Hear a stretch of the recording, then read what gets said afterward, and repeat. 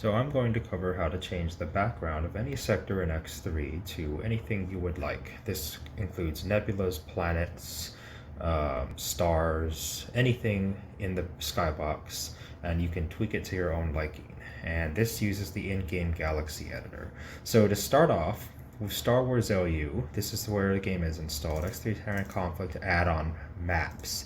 So this directory does not exist by default in X3. Now I've created it for Star Wars LU and the map file is in here. The X3 map file is called x3_universe.xml. In Star Wars LU, this is already unextracted and it's right here in your game file, so you can access it. Don't worry about the other files in here. Those are just things I was doing for testing when I was modding, but your game should only have x3_universe. That's the important one. If this directory maps does not exist, then that means your map file is locked away in one of these catalogs, and the only way to get it out of there so you can edit it is if you have modding tools and you know how to do that. So I'm not going to cover that. So let's just assume that you already have your map extracted in the game files. So in the game, you will see a game start called Galaxy Editor. And the Galaxy Editor is how you edit the map. Well, it's one of the many ways you can edit the map file. So the map we want to edit is x3_universe. That is the one that is actually used by the game. Again, you guys won't have all of these options. It will just be x3_universe. So let's start a Galaxy Editor with the map. And what it does is it starts you in Argon Prime, and we're going to have to go to the sector we want to change. So this is Argon Prime. We've got our Discoverer, and let's modify the sector, Argon Sector M148. I guess it's called Rebel Sector M148 in Star Wars LU. But we're going to modify this one. So to get around in the Galaxy Editor, we're going to have to cheat and give ourselves a ship. So to open the Galaxy Editor menu, you hold down Shift and hit numpad enter. So this is the Galaxy editing menu. So we want to create ship. I typically just spawn a M6 ship. It doesn't really matter. Make sure that player is the race, and select sector, Argon Prime. These are the coordinates it's going to place it. So let's see, 100, 0, 0 should put it right next to me. So it's 100 units to the right of me. I'm going to hop in this. Now it needs a jump drive, so I'm going to freight exchange with the Discoverer and grab the jump drive. And we're going to need energy cells, so back to the, not this menu. In the property menu, my Corvette, you should see debug and cheats. Add where, select where. We want energy cells. Just 3,000 is a decent amount. And then let's destroy our Discoverer. So debug and cheats, kill ship.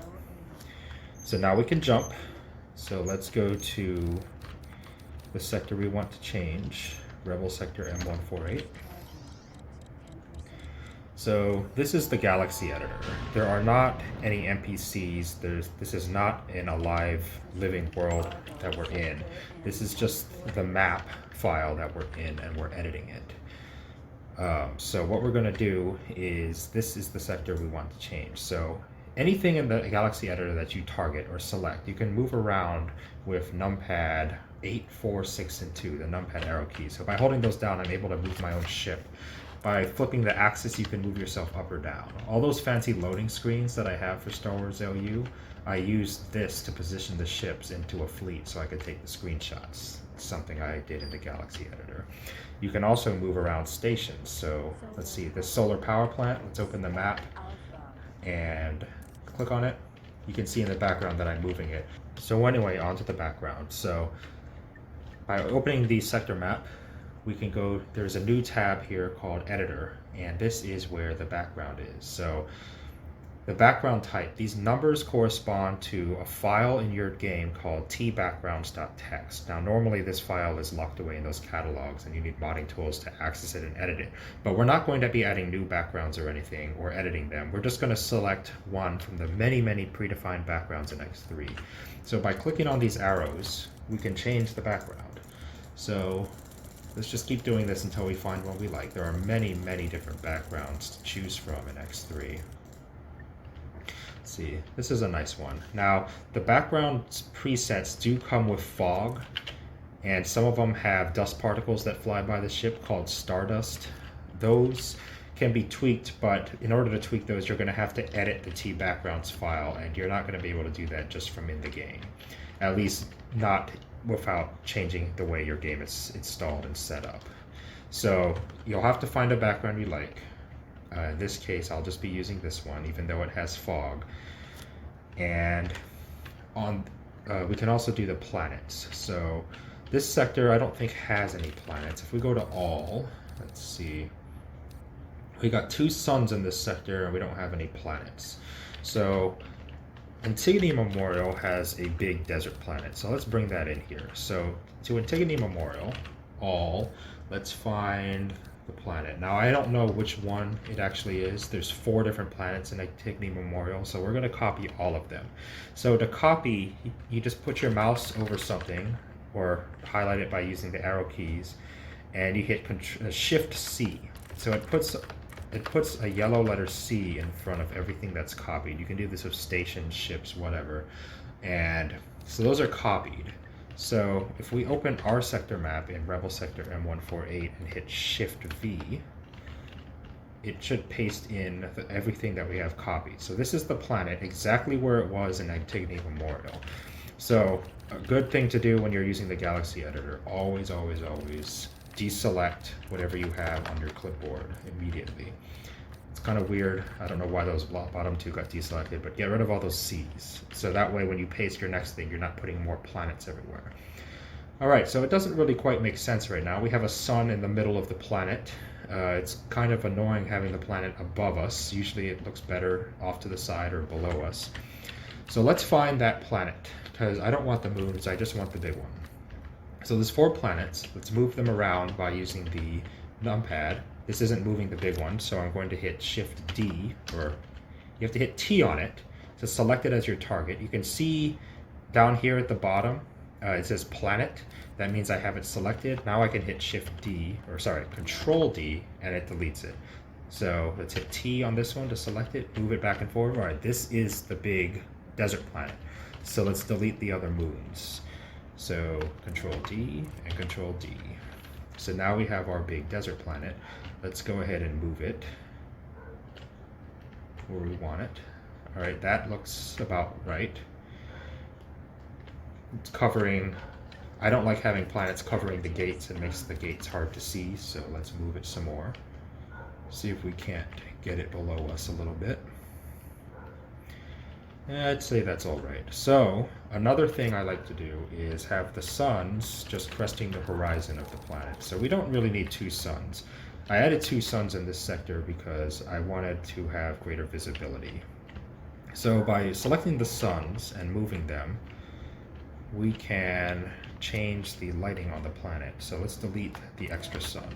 So now we only have 1 sun, which is this one. So we can move it just like the other ones. And as you can see with the planet's horizon, by placing the sun just on the horizon, we can get the cool night and day effect on the planet. So that side is shrouded and that side is in light. And if I was to look at my ship as well, the sun actually determines, it's the actual light source. So if you look, this side of my ship is lit and this side is in darkness. And the sun, placing it horizontally with the sector axis is generally a bad idea because, as you may well know, menus in X3, the sun shines right through them and it can be quite annoying, especially if it's covering text. See, like that. So that doesn't really happen if the sun is high up in the air, but because of the way I have this planet placed, I like having the sun partially covering the planet. Having a completely bright planet or a completely dark planet can be more or less visually appealing. So of course there's many different planets. Some have lighting effects that show up at night or in the unlit areas. I'm going to show you one really quick. In Gannet Kappa there's a planet that has lighting effects on it. I'm not going to go over how to use external tools to edit and make sectors and link them up and put planets in from scratch, but by copying and pasting things, you should be able to pretty much access all of the assets. Now you'll notice this sun is a lot bigger and brighter. So there are different types of suns in X3. Some are really big, like the one in Mercury, some are really small. So if we look at this planet right here, this is a temperate planet, Earth-like, and this one has special effects on it. So when we move the sun so the planet is in darkness, you can see urban lights all over the planet. So you can make some pretty cool effects. This particular planet looks really good with the sun right on the crest. So let's go back to Argon Sector M148. Let's just put a few more finishing touches on it.